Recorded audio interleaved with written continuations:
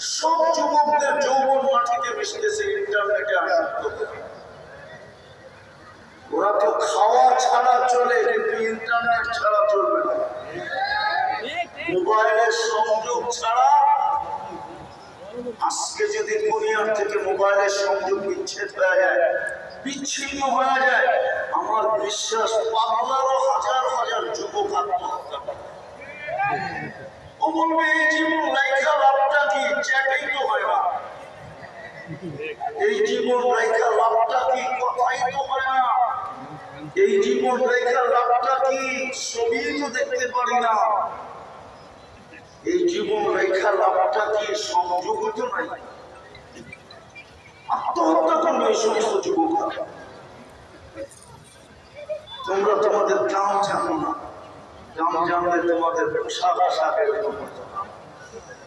দাম জানলে তোমাদের চাই চলন এরকম হতো না। দাম জানলে তোমাদের চুলের স্টাইল এরকম হতো না। তুমি যদি জানতা আল্লাহর সাথে তোমার প্রেম কতটুকু, প্রীতি কতটুকু, ভালোবাসা কতটুকু, মহব্বত কতটুকু, উম্মতে মুহাম্মদী হওয়া যাবে। আমি যেটা বুঝেইতেছিলাম, মানুষ হিসাবে জন্ম নিলেই মানুষ হয় না।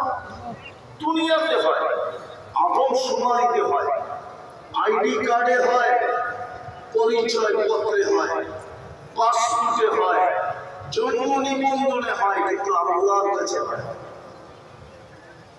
আমি বুঝেই চেয়েছি আল্লাহর কাছে কখনো মানুষ, এটাই আমার বোঝানোর উদ্দেশ্য।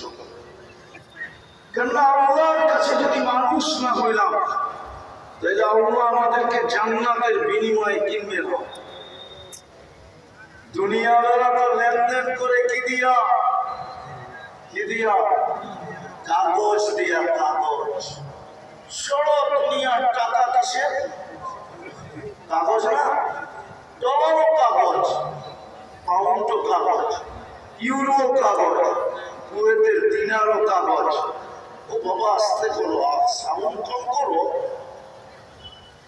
আমারও তো ভলিউম আছে, আওয়াজ কমাও।